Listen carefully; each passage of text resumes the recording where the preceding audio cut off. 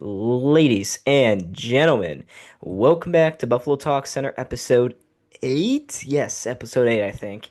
I'm Don LaFay. With me today is Cal McTighe. Yes, the two usual ones.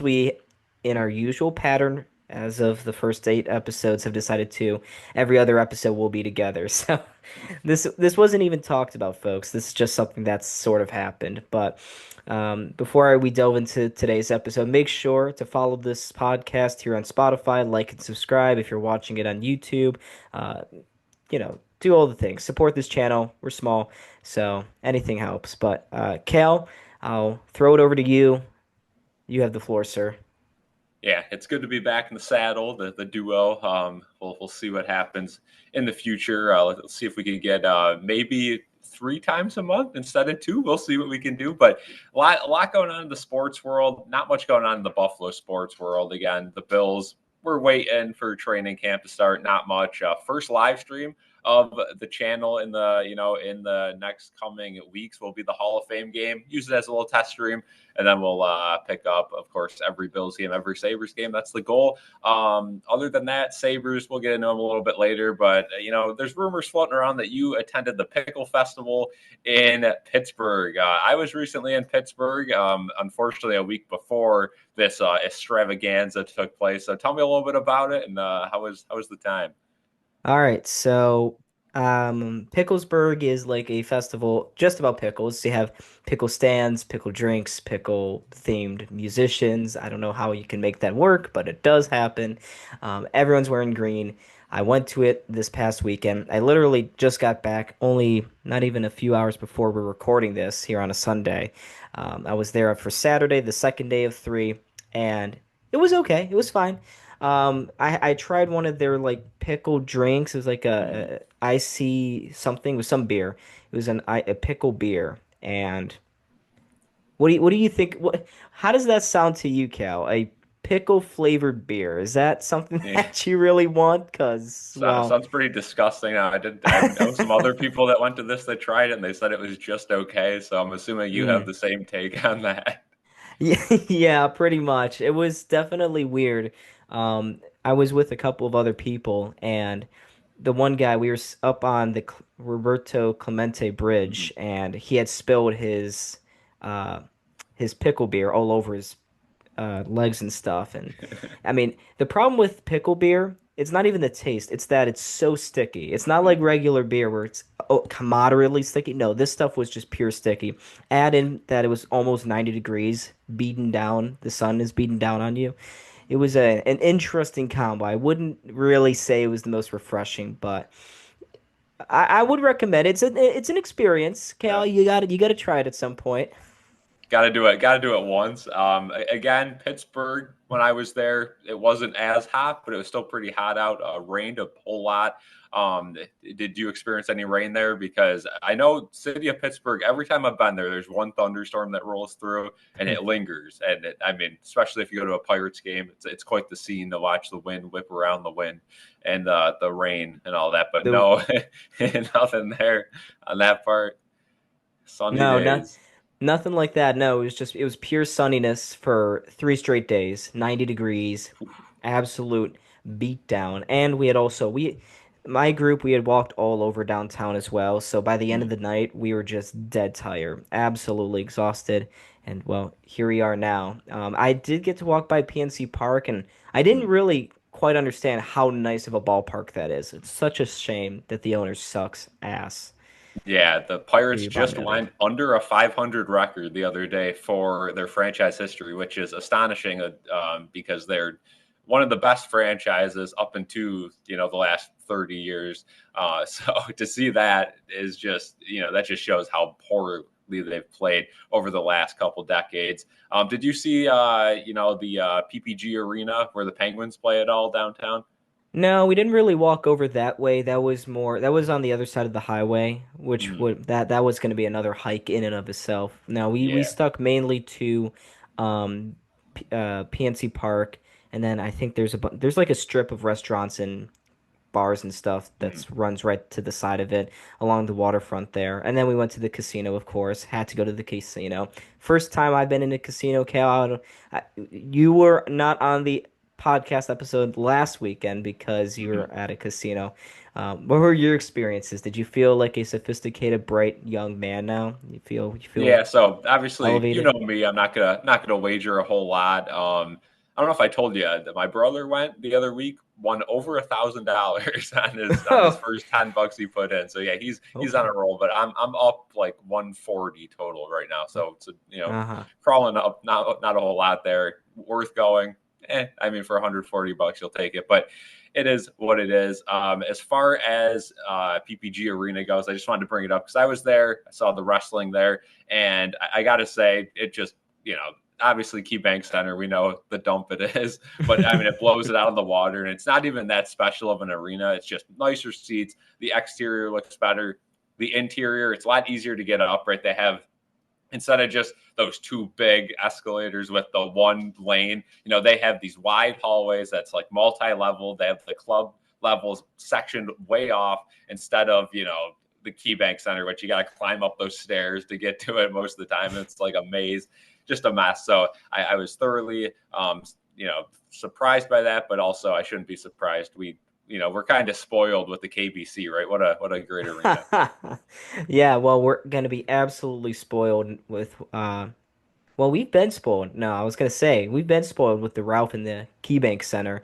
Just some great architecture here in Buffalo. But Cal, speaking of the Sabres, we got it. It's our time of the week, Cal. We gotta crap on the Sabres again. It's time. Last week I talked about the Bowen Byram and the arbitration news that came out. This week it sounds like, well, this is take it with a grain of salt from After the Whistle, Andrew Peters, Craig Reve.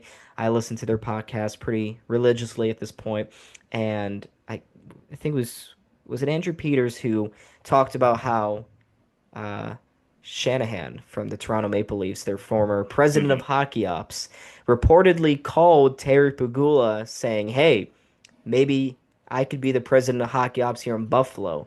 Terry Pegula said, "No, I'm the president of hockey ops." How does that make you feel, Cal? Ugh, I I don't even know. I don't even have words for that. I mean, if that is true, which again we're assuming it's true. We don't know for sure, but if that is true, Hypothetically. hypothetically, if that is true, I mean that tells you all you need to know about the future of this team, right? Terry Pegula is not a president of hockey ops in any world. He severely lacks the knowledge needed for the position. Sure, he's a hockey fan. He's been watching hockey all his life, but do you trust Terry Pegula to not only run the scouting department, but to make the final decision for a team that hasn't made the playoffs in 14 years? It's like putting It, me or you into the position. I mean, yeah, we sit on here and we talk about the Sabres and Bills every week, but in no conceivable world would either one of us in our with our current experience, which is none, ever take over running a professional sports team. That it just yeah, wouldn't no. go well. That's basically what Terry Pegula is. He's been armchair GMing this thing for the last 14 years.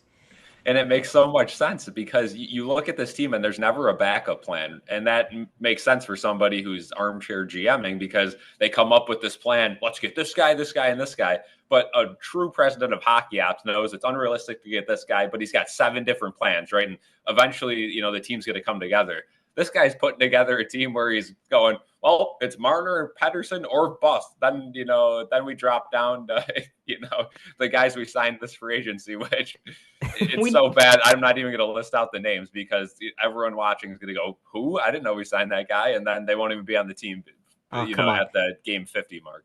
Cal, Justin Danforth, he's a living legend. Are you serious? Yeah, that's true. You That's true. don't know Danforth, an absolute monster for sure.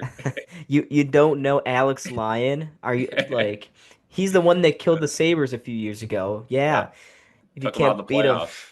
well, if you can beat him, join him. Yeah. I guess that's Alex Lyon's attitude now. uh, But branching off of that, Cal, I don't think over the last 14 years of this drought, because we've both been aware of it this entire time, this is the only hockey we've ever known, losing, defeatist hockey.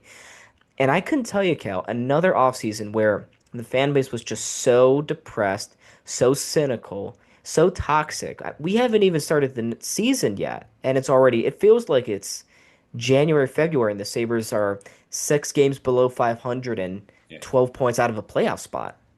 This is the worst it's been. Like you said, it at least other years during this drought, we've had at least one big move. Like the Taylor Hall season was terrible, but at least going into that season, we had playoffs on the mind. I mean, like Terry said, we weren't just trying to make the playoffs. We were trying to win the cup that year. It didn't work out. But Oh. at least, there was something. We knew we weren't winning the cup as fans, but you at least expected a winning season.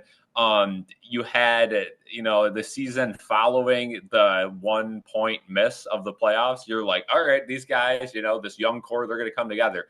Last year, you had Lindy Ruff. I complained and complained and complained that a new head coach should not be the key point to get excited for a season. Yet that was all they gave us last year. And it went about as expected. But again, if that's all we're going to switch, you're not going to change the team around that much. What the heck do we have this year to get excited about? You don't even have a new coach. You don't even have new assistant coaches. You got rid of one of your best offensive players for a defenseman who's maybe going to put up half of the points that Peterka would put up, if that. And you're really hoping that he just turns Owen Power into a superstar, which isn't going to happen, but maybe it makes him a little bit better of a player. Again, anyone supporting that trade is just convincing themselves that this move is not only going to make our defense a top 10 unit in the league, it's going to make Owen Power an all-star, and that's simply just not going to happen. What the heck did the Sabres do this offseason that is going to make anyone want to, A, buy tickets, B, hold on to their season tickets, or C, show up at all and watch games on MSG? Because we already know the broadcast is just way too negative. I completely agree with that Buffalo News article that called them out, because I mean, face it, we tune into a Sabres game and they are just slamming on them, right? I mean, it's like watching our YouTube channel all over again. It's just constant negativity. I mean, come on, give the guys a break. It's only 14 years. Folks, he's being facetious. He's Yeah, being sarcastic, of yeah. course. Marty Baron is just the most negative person I've ever seen. Brian Duff cussing out Dylan Cousins every other night, asking Oh, for him to be traded live on the yeah. broadcast. Only the Sabres, guys. Only the Sabres. No, but seriously though, I don't know, it's already feeling like it's gonna be a one of those seasons. This was supposed to be a make or break season, excuse me, a make or break. And it's already broken. It feels broken. No one believes in this plan. Everyone seems to just be kind of waiting around for Kevin Adams to be given the boots, right? Doesn't Yeah. it? Maybe that's where all of this no one wants to sign here in Buffalo. Well, yeah, no one wants to sign here because they don't know the plan after this season. Who knows if it's Kevin Adams doing it or Jarmo Kekalainen or someone else? Do you think that's plausible? Yeah, it's certainly an option.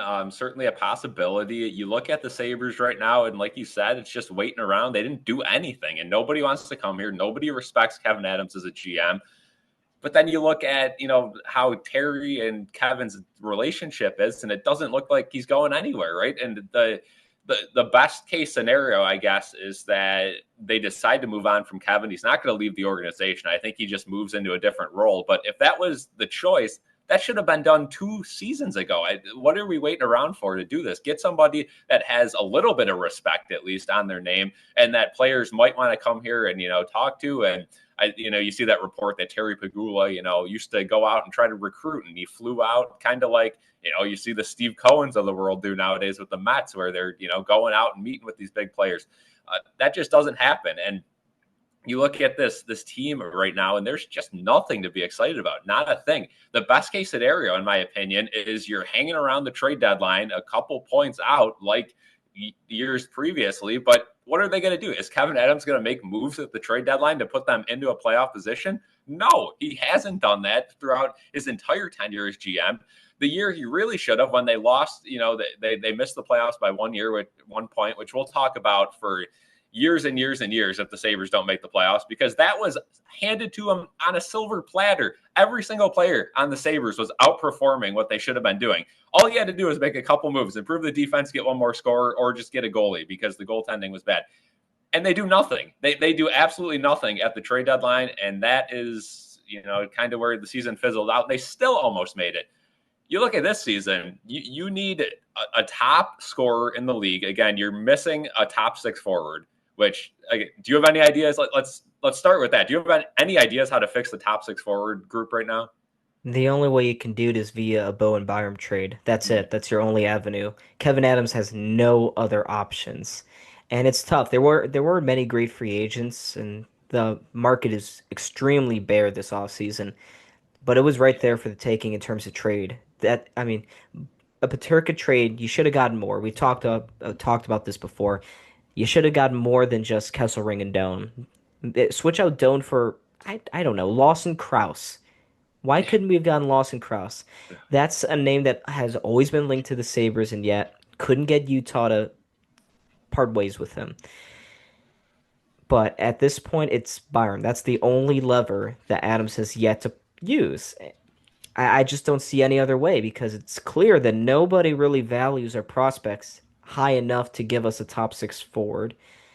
And our first round picks, unless you promise the trading team an unprotected first round pick for next year, with the idea that hey, they'll give it more value because the Sabres going to be dog crap and it's probably going to be in the top five. That's your only two options, I guess, for Kevin Adams at this point. It's just yeah. he's really put himself into a corner here. Let's give Kevin Adams the benefit of the doubt and say all of these insiders saying, Jordan Kyrou was available, this top player, that top player. Let's say those are all fake. Even if that is the case, how do you panic so hard on the Peterka trade? Again, they said Peterka said he's not coming back, whatever. He is an RFA after night. You have a whole year to trade him. You know what I'm saying? Like, you don't have to panic with that trade. You don't have to just, oh boy, what's going to happen? And you just, all of a sudden, because that develops super quickly, right? We were Right. talking about an offer sheet potentially, in the future with him. We were talking about maybe trading him off, whatever.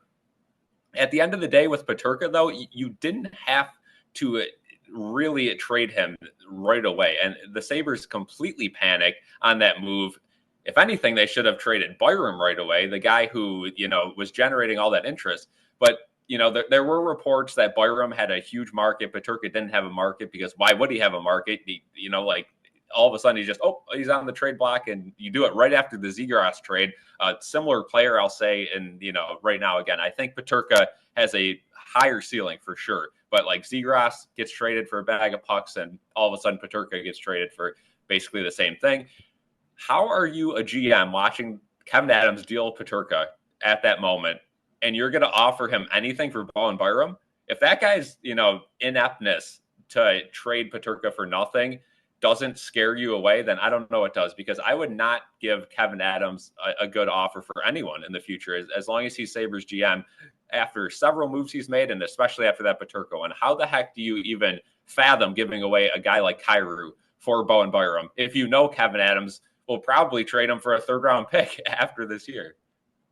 Well, that entire trade, the methodology, the reasoning for selectively going after Kesselring and Doan, I get the excuse that, hey, maybe the Peterka market was softer than he thought, but that didn't really seem like the case. It seemed as if every single contending team were in on him. And also, Kevin Adams, and this has been his draft sort of mindset. It's to always select the best player available. Well, I don't get it, Kevin. How do you, in the draft, view every single selection as, hey, we're going to take the best player available. We're not going to force because of need. We're not going to reach because of need. Why couldn't he have applied that same mindset to the trade market? Yeah, sure, you really wanted a top four defenseman, that long-term partner to play with Owen Power. And he really wanted that. He didn't want a forward. But if you had better offers on the table, you take the better offers Yeah. because you give yourself more options. If you get Kyrou plus another piece like Bolduc or something, or a draft pick, that's fantastic. That makes your team better. Kyrou, in my opinion, would have been an upgrade on Peterka. And we had Oh, yeah. talked about it on multiple episodes about how, hey, we should be only trading Peterka or any other player off this roster if it makes the team better now. Now. That trade, Cal, did that make this team better right now? No. Now, Yeah, did it make it a more complete team? Yes. you But could did argue it make that. it a better team? Did it make it a team that's going to get more points next season? No. But again, me and you looked at it like, oh, this is part one of the Byram trade, right? You get your defenseman. Now you can free up a defenseman with Byram leaving, and you replace it with a forward that would replace Peterka. So, you do two moves to replace your two guys that make sense.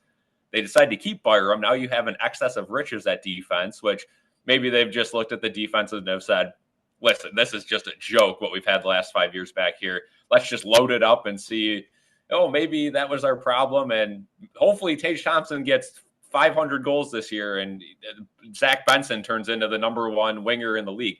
Because if you look at our roster right now and our projected lines going to opening night, that forward group is the worst I've seen it since the ultimate tank year for McDavid. And I don't think there's anything close.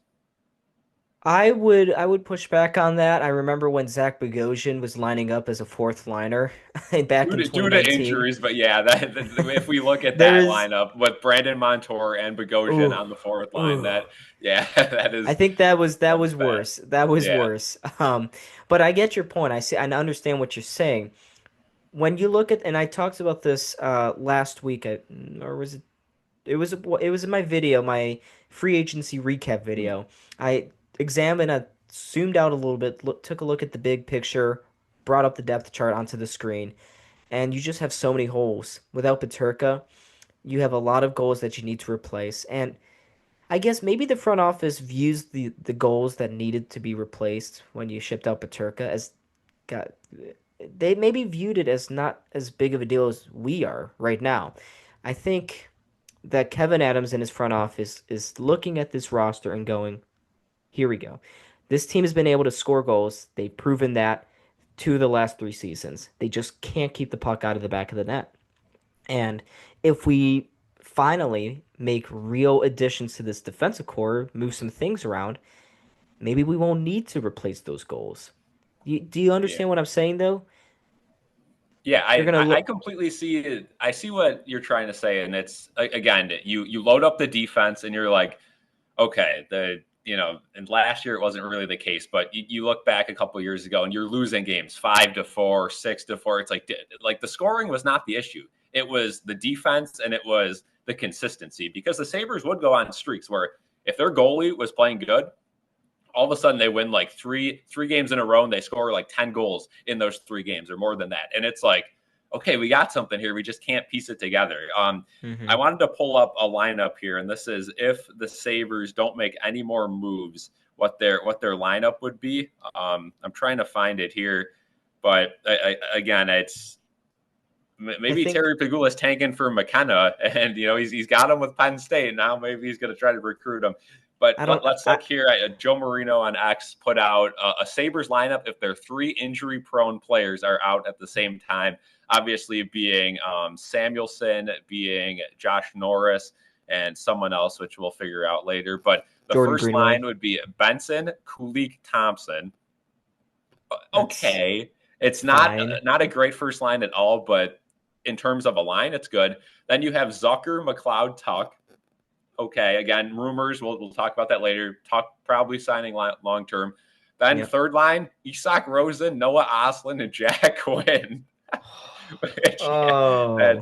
that's terrible. And then Oh your fourth my. line, Beck Malenstein, Peyton Krebs, and Josh Doan, who are basically the same player. We switch over to defense. Byram Dahlin, Power, Kesselring, Ryan Johnson, and Connor Timmons with UPL and Lyon as your goalies.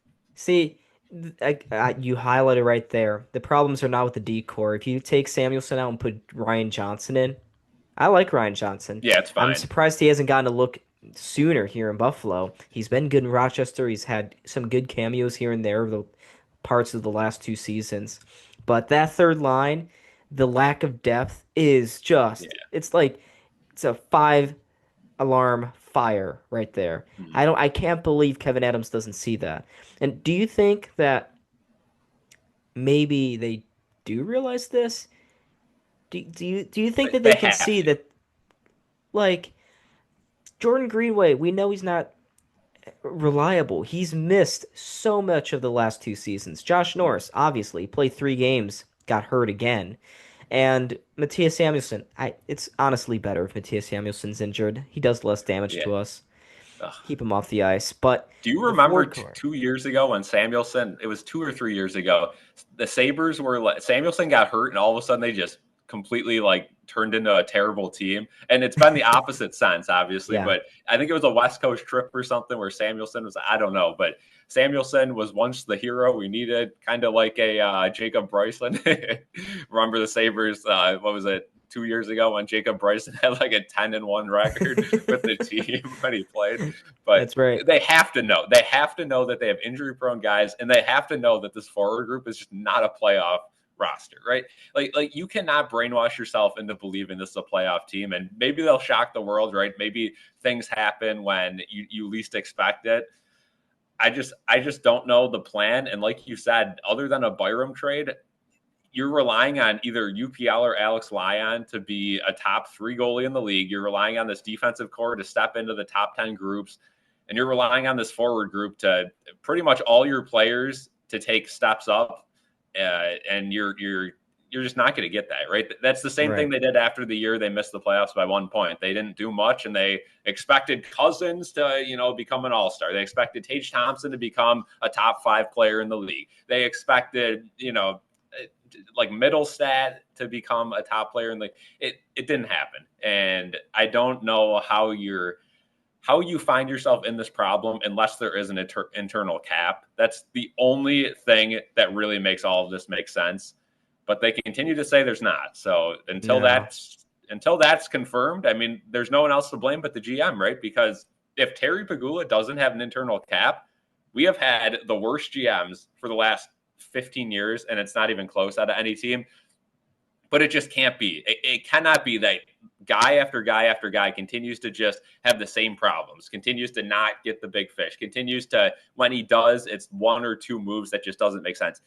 It has to start from the top. It has to start with Terry. And it seems like, again, with this rumor of him being the hockey ops, that makes complete sense because that would explain a lot. Well, obviously, him and Kevin have daily chats with each other, Cal. Yet Mm. Kevin had to talk and do his 3-day presentation in front of Terry Pagula and didn't know his answer for another 3 days. I think they know it wasn't even a presentation to save Kevin Adams' job. It was just we're gonna see what this is my plan for next season. This is what we're gonna do. This is how we're gonna miserably fail at doing that, and this is how I'm gonna get myself fired. That was his presentation to Kevin or to Terry, excuse me. Yeah. Um, but as Jason Zucker said in his end of season press conference, hope is a shitty strategy, and through these offseason moves, the Sabres have yet to show that they're relying on anything other than hope and in-house growth. That's pretty much it. And it's just painful. And it's led to the Sabres fan base arguably being at the lowest point they've ever been throughout this entire drought. This is the lowest. But let's, for the final few minutes that we got here, let's talk quickly about Alex Tuch. This is a little happier. It sounds like Alex Tuch and the Sabres are going to start working hard to get an extension down. Cal, what is your ideal um, contract, money, term? What's your ideal contract for an Alex Tuch extension? So obviously it's the Sabres, so they're going to have to overpay a little bit. Now, you do get the hometown boy discount. But if you're Alex Tuch, I mean, you got to be asking for a lot of money, right? Because you're a guy who came in here, and I'll be honest, Alex Tuch's one of my favorite players. I'm very okay with overpaying with him. He is the heart and soul of this team. Without him, I don't even know what this team would look like. He is like the one of the few glimmers of hope that could really rally the guys together. And he's an all Buffalo guy from Syracuse. Dare I say they signed him 6 years? And I know I don't want it. I would want 4 to 5 years, honestly, but I think they're gonna have to overpay. Money wise, I mean, they have so much cap, it doesn't matter. Alex Tuch's a guy who, for the first 3 years of his next contract, it's going to be more importantly what he does on the ice. Then, unfortunately, I think it's going to be a Kyle Okposo situation where he starts to lose it on the ice. I see you agreed with me, and it's going to be a more locker room type situation. You're going to have to overpay for him, but I don't care. The cap's going way up.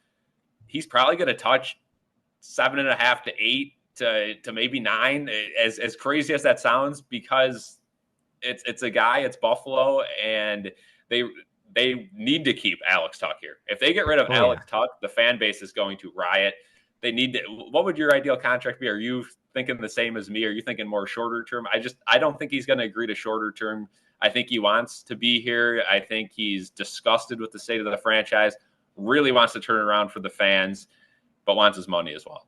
Right. And before I touch down on what my ideal extension would look like, I agree with you. Hmm. How pathetic, though, would it look for the Sabres, to everyone across the league, to see that, hey, the Sabres couldn't even keep a Sabres fan.